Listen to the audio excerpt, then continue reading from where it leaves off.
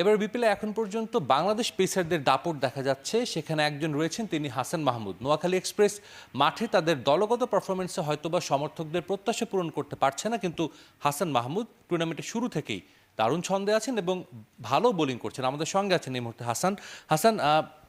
অবশেষে আপনারা একটা জয় পেয়েছেন, ডেফিনেটলি এটা অনেক একটা মোরাল বুস্টিং একটা জয়।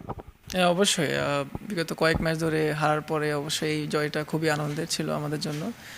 আর বলবো যে নোয়াখালীবাসীরা আমাদের যে পরিমাণ সাপোর্ট করতেছে, অবশ্যই পরের ম্যাচগুলোতে ওনারা আমাদেরকে সাপোর্ট করবে এবং আমরা চেষ্টা করবো যে ওনাদেরকে ভালো একটা জয় উপহার দিতে। সবাই বলছে যে এবার একটু ডিফারেন্ট হাসানকে দেখা যাচ্ছে, এটার রহস্যটা কি? বিপিএলের আগে আমি একটা মাইন্ডসেট করেছিলাম নিজে নিজে যে এইবার হয়তো ডিফারেন্ট কিছু আমি নিয়ে আসবো বিপিএলে, বাট অনুশীলনে আমি নতুন বলে সুইং প্র্যাকটিস করছি বা ডেথ ওভারের জন্য প্র্যাকটিস করছি। তো সব মিলে চেষ্টা থাকবে যে আমি ডিফারেন্ট কিছু করার, আর যেই ম্যাচগুলো বাকি আছে ইনশাল্লাহ চেষ্টা করবো যে পারফর্ম করে বের হওয়ার। এখন পর্যন্ত এবারের বিপিএল আপনি অনেকগুলো উইকেট পেয়েছেন, সবচেয়ে ফেভারিট উইকেট আপনার কোনটা ছিল? অবশ্যই কালকের উইকেটটাই আমার ফেভারিট ছিল, যে বোল্ড যেটা করেছিলাম লিটন দাসকে। ভালো একটা ছন্দে আছেন, কিন্তু তারপরও ওয়ার্ল্ড কাপ স্কোয়াডে মানে জায়গাটা হয়নি। একটু তো আক্ষেপ থাকবে, বাট যারা আছে অবশ্যই তারা আমার চেয়ে খুব ভালো, এই জন্য তারা আছে। ভালো একটা পেস ইউনিট আছে আমাদের ওয়ার্ল্ড কাপের জন্য, আশা করি তারাও খুব ভালো খেলবে। যেহেতু আপনারা এখন বিপিএল খেলছেন, বাংলাদেশের একজন ভালো পেস বোলিং কোচ রয়েছেন, বেশ শন্টিট, তার সঙ্গে যোগাযোগ হচ্ছে আপনাদের সঙ্গে বা আপনার সঙ্গে তার এর মধ্যে কথা হয়েছে কি কোনো? জি, ওর সাথে কালকেও কথা হয়েছিল, আমাকে মেসেজ করেছে ম্যান অফ দ্য ম্যাচ হওয়ার পরে কংগ্রাচুলেশন জানিয়েছে।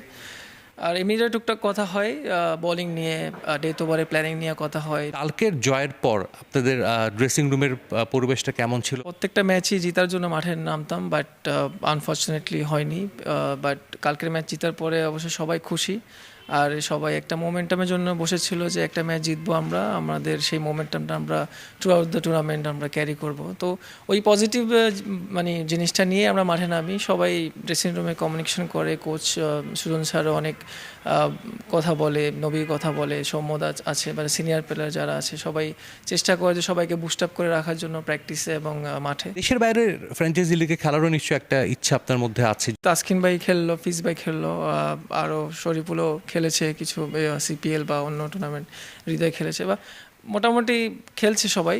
তো আমারও হয়তো ইচ্ছা থাকবে যে ওভারসিজ টুর্নামেন্টগুলো খেলার বা ফ্র্যাঞ্চাইজি ক্রিকেটগুলো খেলার। অসংখ্য ধন্যবাদ। দল হয়তো বা ভালো করছে না, তবে ডেফিনেটলি হাসান মাহমুদ যেভাবে বোলিং করছেন তা অন্যদের জন্য অনুপ্রেরণা হিসেবে কাজ করবে। সিলেট থেকে সাজিদ মুস্তাহিদ, সময় সংবাদ।